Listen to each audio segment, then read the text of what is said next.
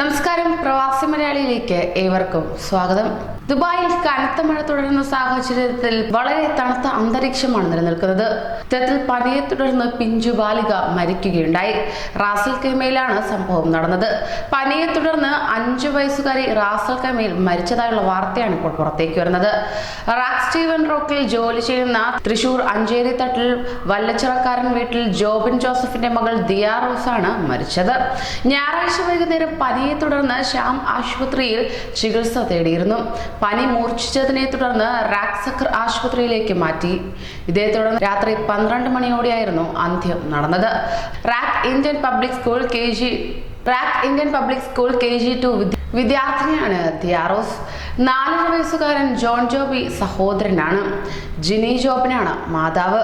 അതേസമയം അസുഖം ബാധിച്ച് റിയാദിലെ ആശുപത്രിയിൽ ചികിത്സയിലായിരുന്ന മലയാളി നേഴ്സ് മരിച്ചതായുള്ള വാർത്ത ഏറെ ദുഃഖകരം തന്നെയാണ്. പത്തനംതിട്ട റാന്നി കണ്ടംപേരൂർ ചക്കുളത്ത് വർഗീസ് ജോർജിന്റെ ഭാര്യ ജാൻസി എബ്രഹാമാണ് കിങ് ഖാലിദ് മെഡിക്കൽ യൂണിവേഴ്സിറ്റി ആശുപത്രിയിൽ മരിച്ചതായുള്ള വാർത്ത പുറത്തേക്ക് വന്നത്. ജാൻസി എബ്രഹാമിന് 49 വയസ്സാണ്. ദുർമയിലെ കമ്മ്യൂണിറ്റി ഹെൽത്ത് സെന്ററിൽ സ്റ്റാഫ് നഴ്സായിരുന്നു ജാൻസി. രോഗബാധയെ തുടർന്ന് ഏതാനും ദിവസം മുമ്പ് റിയാദിൽ കൊണ്ടുവന്ന് കിങ് ഖാലിദ് ആശുപത്രിയിൽ പ്രവേശിപ്പിക്കുകയാണ് ഉണ്ടായത്. മൃതദേഹം ഇവിടുത്തെ മോർച്ചറിയിൽ സൂക്ഷിച്ചിരിക്കുകയാണ്. മക്കൾ ജസിൻ, ജിജിൻ, ജിസ്ല എന്നിവരാണ്. കൂടുതൽ പ്രവാസി വാർത്തകൾക്കായി ഈ ചാനൽ സബ്സ്ക്രൈബ് ചെയ്യൂ.